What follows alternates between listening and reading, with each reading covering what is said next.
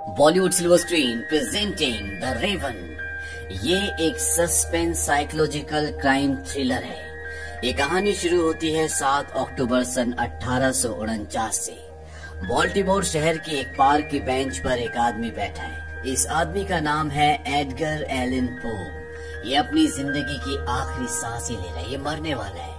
और यहाँ से पूरी कहानी फ्लैशबैक में चली जाती है और फ्लैशबैक में दिखाया जाता है कि बहुत सारे पुलिस वाले एक घर में जाते हैं जहाँ पर एक औरत का मर्डर हो चुका है।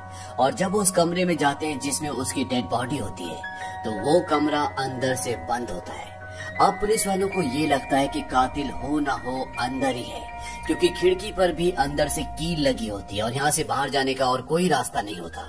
इसीलिए पुलिस अब यहाँ पर कातिल को ढूंढ रही है और तभी उन्हें वहाँ चिमनी पर उसी औरत की 12 साल की बेटी की लाश दिखती है। लेकिन यहाँ पर कातिल नहीं होता।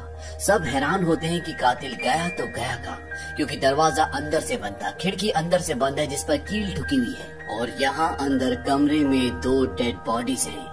इसके बाद यहाँ पर एक डिटेक्टिव आता है जिसका नाम है एमेट फील्ड्स और पुलिस वाले उसे पूरा ब्यौरा बताते हैं। वो कहते हैं कि दरवाजा अंदर से बंद था, खिड़की बंद थी और अंदर से कील ठुकी हुई थी, फिर भी वो कातिल यहाँ से गायब हो गया। अब एमेट खिड़की के पास जाता है और वो खिड़की को ध्यान से देखता है और उसे वहाँ पर एक लॉक दिखता है और जब वो अपने चाकू से उस लॉक को दबाता है तो खिड़की खुल जाती है। ये देखकर पुलिस वाले हैरान हो जाते हैं। उसके साथ ही पुलिस वाले कहते हैं हमने इस खिड़की को कई बार देखा लेकिन ये सीक्रेट लॉक हमें नहीं दिखा। एमेट बोलता है कि शायद मुझे भी नहीं दिखता, लेकिन मैं इस तरह के जुर्म से, इस तरह की सिचुएशन से पहले से वाकिफ था। वहीं दूसरी तरफ एडगर एलन पो को दिखाया जाता है। ये वही आदमी है जो बाल्टीमोर के पार्क की एक बेंच पर बैठकर अपनी जिंदगी की आखिरी सांसें ले रहा है, जिसके दिमाग के अतीत में ये सारी कहानी चल रही है। ये एक राइटर है जो बहुत सारी मर्डर्स मिस्ट्री लिख चुका है, लेकिन अब इसके पास ना पैसे हैं ना इसके पास काम है। ये अपने एडिटर के पास जाता है और वो बोलता है कि तुमने मेरा रिव्यू नहीं छापा। उसका एडिटर बोलता है कि मुझे खूनी कहानी चाहिए, लोग ये पसंद करते हैं, मुझे तुम्हारा रिव्यू नहीं चाहिए। एडगर कहता है कि मेरे पास अब कहानियां नहीं है, मैं सब कुछ लिख चुका हूँ। एडिटर भी उसे साफ साफ कह देता है कि अगर तुम्हें पैसे चाहिए, काम चाहिए तो तुम्हें अच्छी खूनी कहानियां लेकर आनी होगी। और एडगर वहाँ से चला जाता है। वहीं शहर में ये दिखाया जाता है कि एक बहुत बड़े कारखाने में लकड़ी के एक तख्त के ऊपर एक आदमी को बांधा होता है। वो चिल्ला रहा होता है और इसके शरीर के ऊपर एक पेंडुलम आगे पीछे हो रहा होता है जिस पर एक बहुत बड़ा हथियार लगा होता है और वो धीरे धीरे नीचे आता है और इस आदमी का कत्ल हो जाता है। इस आदमी का नाम होता है ग्रीस बोल्ट और ये एडगर का कॉम्पिटिटर है। अब डिटेक्टिव फील्ड्स एडगर को पूछताछ करने के लिए अपने पास अपने ऑफिस में बुलाते हैं और वो उसे कहते हैं कि आज से कुछ दिन पहले एक औरत का और उसके बच्चे का उसके घर पर कत्ल हो गया। दरवाजा अंदर से बंद था, कमरे में औरत की लाश पड़ी थी और उसकी बेटी की लाश चिमनी से नीचे लटक रही थी और खिड़की पर अंदर से कीलें लगी हुई थी जिस पर एक सीक्रेट लॉक था। एडगर कहता है कि आप मेरी कहानी मुझे सुना रहे, ये मेरी कहानी the murders in the Rue Morgue की कहानी है। दरअसल डिटेक्टिव फील्ड्स ने एडगर की ये कहानी पहले से पढ़ी थी, इसीलिए जब वो उस जगह जाते हैं जहाँ पर ये वारदात हुई थी और पूरी सिचुएशन को देखते हैं तो उन्हें ये समझ में आ जाता है कि खिड़की पर ऐसा ही कोई लॉक होना चाहिए जैसा कि एडगर की कहानी में था और इसीलिए वो उस लॉक को ढूंढ पाते हैं। अब जब वो यहाँ पर एडगर से बात कर रहे होते हैं तभी वहाँ पर उनका सहयोगी पुलिस वाला आता है और वो उन्हें बताता है कि शहर में एक और मर्डर हो चुका है और वो उस जगह जाते हैं जहाँ पर वो मर्डर हुआ है। और जब वो उस पूरी सिचुएशन को देखते हैं तो उन्हें साफ साफ समझ में आ जाता है कि इस मर्डर के तरीके को भी एडगर की कहानी जिसका नाम पिट एंड द पेंडुलम है उस कहानी से लिया गया है। इसके बाद एडगर के एडिटर से पूछा जाता है। एडगर का एडिटर बोलता है कि जिसका कत्ल हुआ है ये और एडगर एक कॉम्पिटिटर थे, लेकिन एडगर अपनी जिंदगी में मक्खी से ज्यादा कुछ नहीं मार सकता। अब एडगर को वहाँ पर बुलाया जाता है और डिटेक्टिव फील्ड से समझ जाते हैं कि जो कातिल है वो एडगर की कहानियां पढ़कर ही खून कर रहा है। डिटेक्टिव फील्ड्स एडगर से पूछते हैं जिस कहानी के तरीके से इस आदमी को मारा गया है उस किताब में और कितनी कहानियां थी। एडगर कहता है कि बहुत सारी और उस किताब का नाम था टेल्स ऑफ रेशियोसिनेशन। और इस किताब में जितनी भी कहानियां एडगर ने लिखी थी वो सब की सब मर्डर्स मिस्ट्रीज थी। डिटेक्टिव फील्ड्स एडगर को बताते हैं कि जो भी एक कातिल है वो हमारा मजाक उड़ा रहा है, वो हमें बताना चाहता है कि अगला मर्डर कहाँ होगा, और वो उसे एक मास्क दिखाते हैं। ये मास्क उस डेड बॉडी के चेहरे पे लगा हुआ था जिसे पेंडुलम से मारा गया है। और जब एडगर उस मास्क को देखता है तो वो कहता है the mask of the red death, और ये भी एडगर की एक कहानी होती है। इस मास्क के अंदर एक कोट भी लिखा होता है और वो डिटेक्टिव फील्ड्स को बताता है कि मेरी कहानी में एक किरदार था जिसका नाम था प्रॉस्पेरो, जो कि बहुत ही एरोगेंट था। वो एक महफिल सजाता है जहाँ पर सभी भेष बदल कर आते हैं और वहाँ पर मौत भी भेष बदल कर आती है। और इसी तरह की कल रात को एक पार्टी होने वाली है जहाँ पर सभी भेष बदल कर आएंगे, यानी कि मास्क पहन कर आएंगे। और ये पार्टी चार्ल्स हैमिल्टन दे रहे होते हैं। उसे इस पार्टी के बारे में इसलिए पता होता है क्योंकि वो चार्ल्स हैमिल्टन की बेटी एमिली हैमिल्टन से प्यार करता है और वो भी उसे प्यार करती है। हालांकि चार्ल्स हैमिल्टन उसे पसंद नहीं करता। अब डिटेक्टिव फील्ड्स चार्ल्स हैमिल्टन के पास जाते हैं और वो उन्हें शहर में होने वाले खून कत्ल गारत के बारे में बताते हैं। वो कहते हैं कि अगला खून शायद आपकी पार्टी में हो, इसीलिए मैं चाहता हूँ कि मेरे कुछ लोग आपकी पार्टी में शामिल हो जाए ताकि हम उस खूनी उस दरिंदे को पकड़ सके। चार्ल्स हैमिल्टन उन्हें इजाजत दे देता है और इनकी पार्टी में एडगर भी जाएगा क्योंकि एडगर भी अब इनकी टीम में शामिल है। अब वो दिन आता है जब पार्टी होती है। पार्टी आराम से चल रही होती है, तभी वहाँ पर एक नकाबपोश घोड़े पर बैठ कर आ जाता है और चार्ल्स हैमिल्टन को लगता है कि ये वही खूनी है और वो उसे गोली मार देते हैं। लेकिन जब उसका नकाब उतारा जाता है तो वो आदमी कहता है कि मुझे ये संदेश यहाँ पर पहुँचाने के लिए कहा गया था और ये भी कहा था कि चार्ल्स हैमिल्टन का ऑर्डर है कि मैं इस तरह से इस पार्टी में आऊँ। और जब चार्ल्स हैमिल्टन उस नोट के फ्रंट में पढ़ते हैं तो उसमें ये लिखा होता है कि तुम्हारी बेटी अब मेरे कब्जे में है, यानी कि चार्ल्स हैमिल्टन की बेटी एमिली हैमिल्टन को उस कातिल ने अगवा कर लिया है, जिससे एडगर दिलो जान से प्यार करता है, अपनी सारी जिंदगी उसके साथ बिताना चाहता है। और उस नोट में आगे ये लिखा होता है कि मैं एडगर के साथ एक खेल खेलना चाहता हूँ, उसे दोबारा से कहानियाँ लिखनी होंगी, इसी तरह की कहानियाँ, और वो न्यूज़पेपर पर छपेंगी। और मैं जब भी किसी का कत्ल करूंगा तो वहाँ पर एक सुराग छोड़ूंगा जो तुम्हें एमिली तक ले जाएगी। और अगर मुझे कहानी पसंद नहीं आई, उसमें हकीकत और फिक्शन का सही मिश्रण नहीं हुआ, तो भी मैं एमिली को मार दूंगा। और इसके बाद चूहे और बिल्ली का खेल शुरू हो जाता है, यानी कि किसी भी तरह से एडगर को एमिली को बचाना है। यहाँ शहर में एक और खून हो जाता है और इसका भी खून एडगर की एक कहानी के किरदार की तरह हुआ होता है।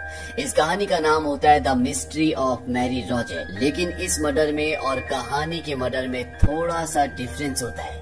कहानी में औरत की डूबकर मृत्यु हुई होती है, लेकिन इस बार कातिल ने इसे पानी में डुबाकर नहीं मारा, बल्कि इसका गला घोट कर मारा है और साथ ही साथ इसके हाथ में खून भी होता है, जबकि कहानी वाले किरदार के हाथों में खून नहीं होता। और जब डिटेक्टिव फील्ड्स इसकी तहकीकात करता है तो उसे पता चलता है कि ये औरत एक थिएटर आर्टिस्ट थी और इसके हाथों में खून नहीं बल्कि रंग लगा हुआ है। और ये दोनों समझ जाते हैं कि अगला खून थिएटर में होने वाला है और एडगर और डिटेक्टिव अब थिएटर में चले जाते हैं। और जब वो वहाँ पर सभी कलाकारों को गिनते हैं तो एक कलाकार उनमें कम होता है और इसके बाद ये वहाँ पर सर्च करना शुरू कर देते हैं। और जब एडगर ऊपर जाता है तो वो खूनी एक बार को उसके सामने आ जाता है, लेकिन वो अंधेरे में होता है इसलिए एडगर उसे देख नहीं सकता। लेकिन इससे पहले कि वो उसे पकड़ता, वो खूनी रस्सी खींचता है जिससे एडगर गिर जाता है और खूनी वहाँ से भाग जाता है। इसके बाद डिटेक्टिव फील्ड्स और एडगर उस जगह की तलाशी लेते हैं और उन्हें एक अलमारी में एक बॉक्स मिलता है जिसमें किसी की कटी हुई जबान होती है, लेकिन उन्हें कुछ भी समझ नहीं आता।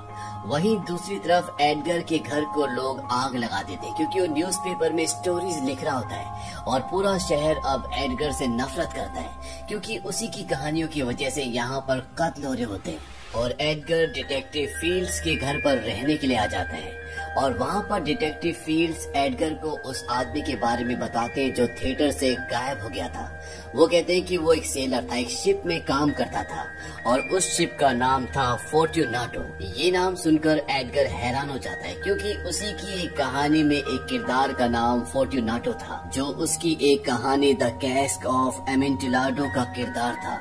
ये कहानी बदले की होती है जिसमें फोर्ट्यूनाटो रिकार्डो को शहर के नीचे जो सुरंगें होती है वहाँ पर एक बॉक्स में बंद करके जिंदा चिनवा दिया जाता है। और एडगर कहता है कि ऐसी जगह इस शहर में जमीन के नीचे है जहाँ पर पानी की सुरंगें हैं, हमें वहाँ जाकर देखना होगा। और ये पूरी टीम के साथ वहाँ पर पहुँच जाते हैं। और वहाँ पहुँचने के बाद वो देखते हैं कि वहाँ पर एक दीवार जो नई चीनी होती है उसके अंदर एमिली की डेड बॉडी है।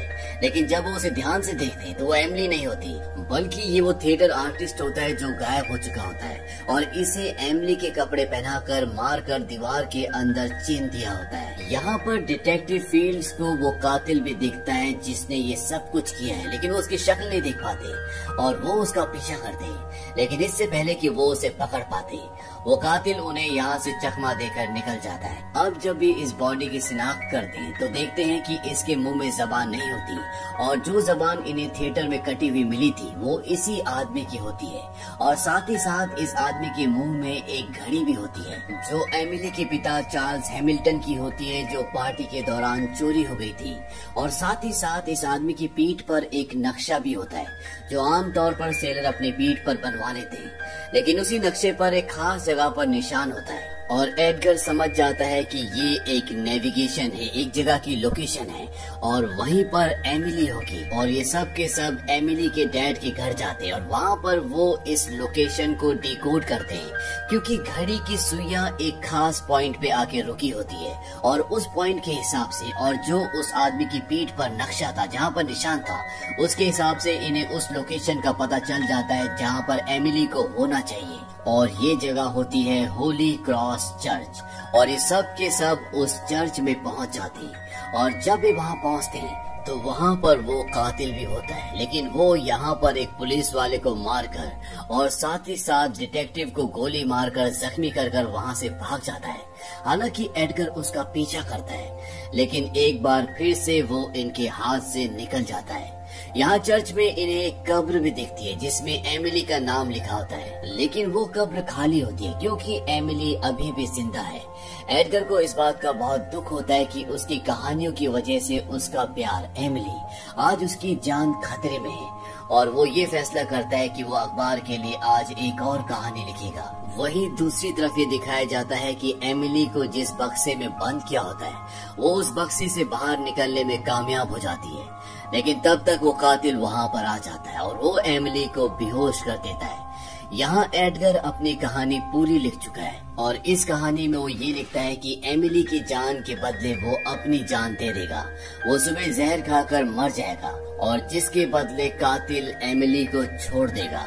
ये कहानी वो प्रेस में छपने के लिए दे देता है। हालांकि यहाँ का जो टाइपराइटर होता है वो मना भी करता है, वो कहता है कि इसमें तुम्हारी कोई गलती नहीं है। और तभी वहाँ पर एडिटर हेनरी आ जाता है और वो हेनरी का गला पकड़ लेता है क्योंकि हेनरी उसे मजबूर करता था कि वो इस तरह की कहानियाँ लिखे, जबकि एडगर इस तरह की कहानियाँ नहीं लिखना चाहता था, वो रिव्यू लिखना चाहता था, लेकिन हेनरी उसके रिव्यूज को नहीं छापता था। हेनरी एडगर को कहता है कि तुम पागल हो चुके हो, मैं तुम्हें जेल भिजवा दूंगा, और ये कहकर वो वहाँ से चला जाता है। एडगर अगली सुबह 6 बजे अपने घर पहुंचता है। उसकी मेड उसे न्यूज़पेपर देती है और साथ ही साथ वो कहती है कि आपके लिए एक लेटर भी आया है। ये लेटर उसी कातिल का होता है जिसके लिए उसने रात को कहानी लिखी थी, जिसके पास एमिली है। और इस लेटर में ये लिखा होता है कि हमें तुम्हारी शर्त मंजूर है, यानी कि एमिली के बदले जो खुद को मारना चाहता है वो कातिल ने उसकी शर्त को मंजूर कर लिया है। एडगर मेड से पूछता है कि ये लेटर कब आया था। वो कहती है कि अखबार आने से पहले। एडगर बोलता है कि तुम्हें कैसे पता। वो कहती है क्योंकि ये अखबार के नीचे पड़ा था। एडगर लेटर को ध्यान से देखता है, उसमें पानी की कुछ बूंदें होती हैं और वो अपनी मेड से पूछता है कि रात को बारिश आई थी। वो कहती है कि हाँ, और वो समझ जाता है कि ये लेटर अखबार के आने से पहले आया था क्योंकि अखबार पूरी तरह से सूखा हुआ था, यानी कि अखबार बारिश होने के बाद आया और लेटर उससे पहले आया। इसका मतलब ये है कि अखबार बंटने से पहले ही उस कातिल ने इस कहानी को पढ़ लिया था और वो समझ जाता है कि कातिल कोई और नहीं बल्कि न्यूज़पेपर का एडिटर हेनरी है और वो उस जगह पर जाता है। लेकिन जब वो वहाँ पहुँचता है तो वो देखता है कि हेनरी का किसी ने कत्ल कर दिया है और अब सिर्फ एक शख्स बचा है जिसे इस कहानी के बारे में पहले से पता था, और वो होता है यहाँ का टाइपराइटर जिसका नाम है आइवन रेनॉल्ड्स, और वो उसे गन पॉइंट पे ले लेता है। आइवन बताता है कि मैं तुम्हारा बहुत बड़ा फैन था और जब तुमने कहानियाँ लिखना बंद कर दिया तो इससे मेरा दिल पूरी तरह से टूट गया और मुझे इसीलिए ये रास्ता इख्तियार करना पड़ा। और अब इवान एडगर को जहर पीने के लिए कहता है। एडगर उसे मार नहीं सकता, अगर उसने उसे मार दिया तो वो एमिली को भी हमेशा के लिए खो देगा। इवान एडगर से उसकी गन ले लेता है और उसे जहर पीने के लिए कहता है और एडगर को जहर पीना पड़ता है क्योंकि वो किसी भी हालत में एमिली को बचाना चाहता है। दरअसल इवान रोनाल्ड एक साइको होता है, उसने अपने पिता को भी जहर देकर मारा होता है और एडगर की कहानियाँ उसके दिमाग पर इस तरह से हावी हो चुकी होती है कि वो इन कहानियों से बाहर निकल ही नहीं पा रहा होता। इवान जाने से पहले एडगर को एक कोट पढ़ के सुनाता है जो उसी की एक कहानी का होता है और ये कोट होता है द टेल टेल हार्ट का। और इस कोट को सुनने के बाद एडगर समझ जाता है कि एमिली यही नीचे तहखाने में है क्योंकि उस कहानी में भी ऐसे ही कुछ था। और एडगर नीचे तहखाने का रास्ता ढूंढ लेता है और वहाँ पर उसे एमिली मिल जाती है जो लगभग मरने वाली होती है, लेकिन एडगर उसे बचा लेता है, एडगर उसे बाहर लाता है और कुछ ही देर बाद वहाँ पर पुलिस वाले, एम्बुलेंस सब आ जाते हैं और वो एमिली को अपने साथ ले जाते हैं। लेकिन वहाँ पर एडगर नहीं होता और इस कहानी का पहला सीन दिखाया जाता है जहाँ पर एडगर एक पार्क में एक बेंच पर बैठा है और वो अपनी जिंदगी की आखिरी सांसें ले रहा है क्योंकि एडगर जानता है कि अब वो नहीं बचेगा। तभी वहाँ पर एक आदमी आता है, वो पहचान लेता है कि राइटर एडगर है। वो एडगर से पूछता है कि मैं आपके लिए कुछ कर सकता हूँ। एडगर उस आदमी को कहता है कि तुम डिटेक्टिव फील्ड्स को कहना कि उस आदमी का आखिरी नाम यानी कि उसका सरनेम रेनल्ड्स है। और इसके बाद एडगर की आंखें बंद हो जाती हैं। वो आदमी एडगर को हॉस्पिटल ले आता है और जब डिटेक्टिव फील्ड्स हॉस्पिटल में आता है तब तक एडगर मर चुका होता है, वो इस दुनिया से जा चुका है। और डॉक्टर उसे बताते हैं कि मरने से पहले ये सिर्फ एक ही बात कह रहा था कि फील्ड्स का आखिरी नाम रेनल्ड्स है। और फील्ड समझ जाता है कि वो क्या कहना चाहता था और फील्ड्स इवान रेनल्ड को जो कि शहर छोड़कर जा रहा होता है उसे ढूंढ लेता है और उसे गोली मारकर उसका खात्मा कर देता है और इस तरह से उस सीरियल किलर का खात्मा हो जाता है। ये फिल्म 2012 में रिलीज हुई थी। IMDb पर इसकी रेटिंग है 6.4। इस फिल्म का बजट था $26 मिलियन और बॉक्स ऑफिस पर इसने कमाई की थी $30 मिलियन की। उम्मीद करते हैं कि ये कहानी आपको पसंद आई होगी।